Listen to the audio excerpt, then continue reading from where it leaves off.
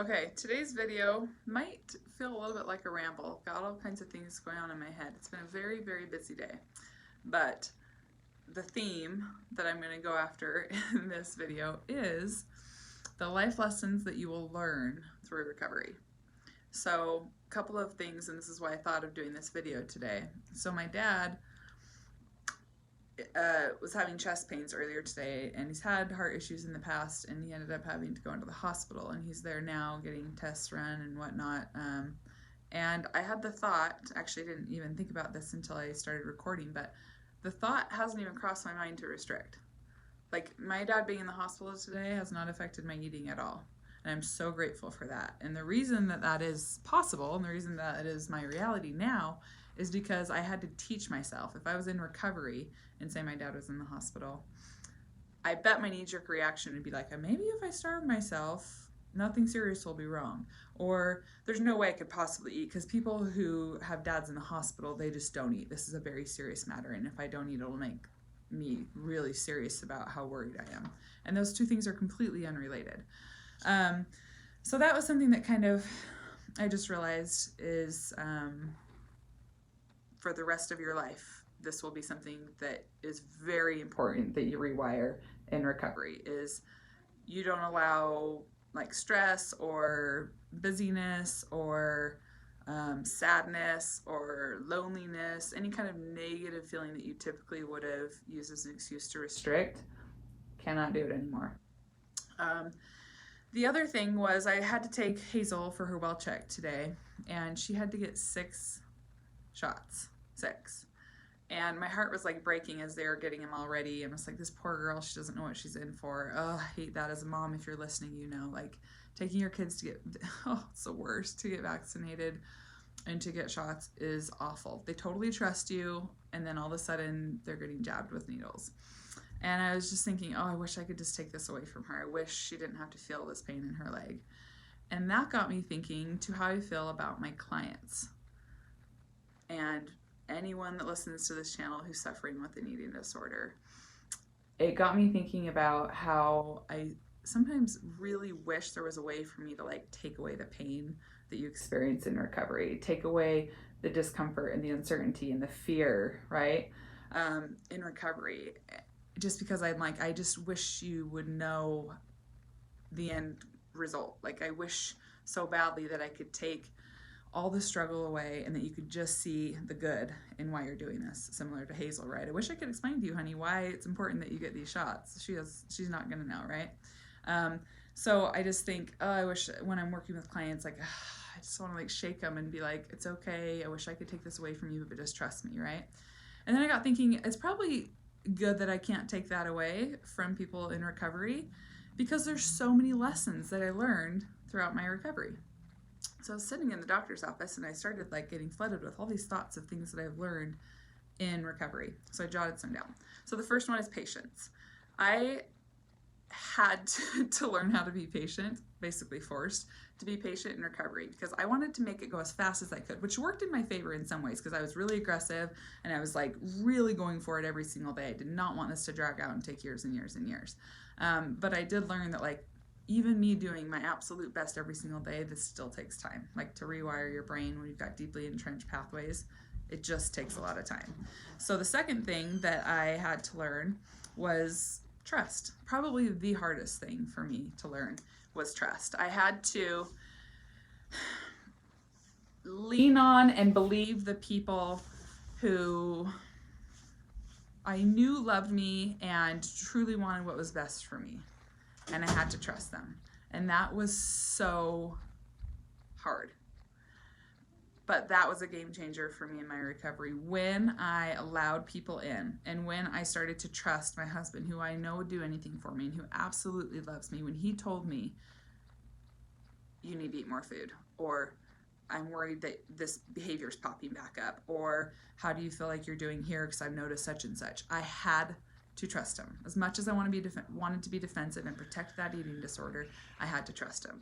Now, moving on after recovery, it's great for me to know that I can lean on and trust other people through other struggles in my life. So that's another huge one. The uncertainty and unknown, right, is absolutely awful. It's like, well, tell me exactly when I'm going to be recovered. Tell me exactly what it's going to look like and feel like. Tell me exactly how I'm going to get through it. Tell me exactly what my weight's going to be. And then tell me exactly what my life's going to be as soon as I'm done being in recovery. And it's like, not going to happen. Not going to happen. So that is hard because you don't know. And the unknown can cause anxiety.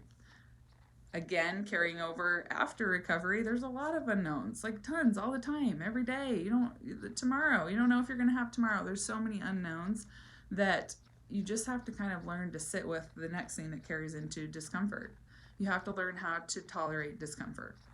So, negative emotions that come up, because I had to sit through so many in recovery of anxiety and feeling so uneasy and so scared, sometimes just lonely and isolated, like no one gets what I'm going through. I had to sit through all of those things that I learned that I actually can tolerate more than I thought I could. The other thing was confidence in doing hard things. I'm not joking. There's not a day that goes by where I have to like do a task or something I really don't want to do. In fact, just last week I went through like all of our kitchen cupboards and just organized them. And it was something that has been on my list of like to do. I'm not even joking, since like COVID started. That has been on my list of like clean out the kitchen, all the cupboards, and wipe them down and get rid of all the stuff you don't use. And I was like giving myself this pep talk, is like, you can do it. Like, this needs to be done. You can do it. If you can recover, you can do anything. And it did take a long time and it was tedious, but just that kind of thing of like using that in your life to know that if you've recovered from an eating disorder, I feel like you can do pretty hard things. The other thing that I learned was that anxiety does pass, and you're not going to trust anyone that tells you that actually until you experience it and you learn for yourself that this actually does pass. This anxiety that I'm experiencing right now, if I sit through it and I don't do anything to try to change it, it will eventually ease up.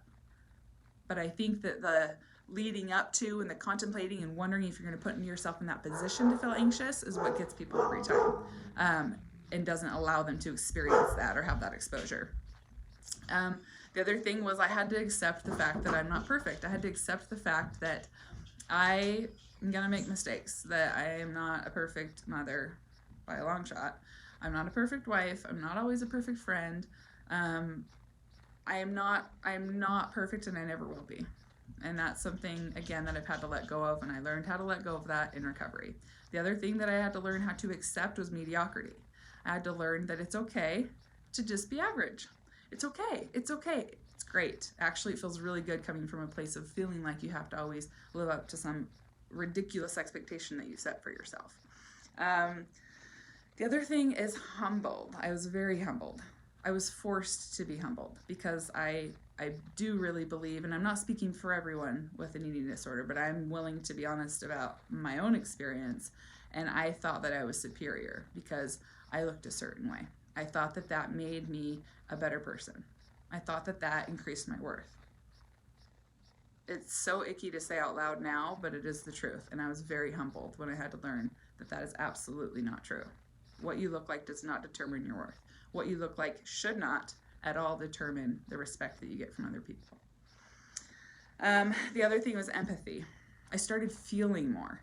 Like, I just started feeling just little tiny things that, you know, my kids would go through. I could actually like put myself in their shoes and feel what that must have felt like to be at school and not have a friend to sit by at lunch. Like, that was just like every emotion was just so strong for me. But it helped me to be able to be there better for my kids or anyone in my life that came to me with a struggle, to be able to truly like feel what they were feeling. I really like that I have empathy now, and I did not have that when I was sick. And then the last thing and the most important thing was, and you only learn this too as you go through the stages of recovery, you are loved not for your body, but for who you are. And that sounds like so cheesy and cliche, but it's true. I learned that as my body grew and I dropped the eating disorder behaviors each and every day, and I continued to live in this world, that the people that were closest to me, that I loved the most, and that I was trusting through this process, still loved me. And that was shocking to me. As silly as that sounds, it was so amazing to see not only people still love me, but be so excited and accepting and supportive. And if you don't have people in that, like that in your life when you're trying to recover, please find people. Do your best to surround yourself with people who are cheering you on and rooting you on, because recovery is the best thing for you.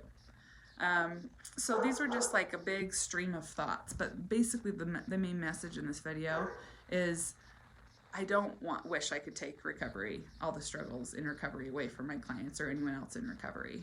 It's tempting, but there are so many lessons that I learned that are invaluable, and I'll carry with me through the rest of my life. And you will as well if you go through recovery. All right, have a good day.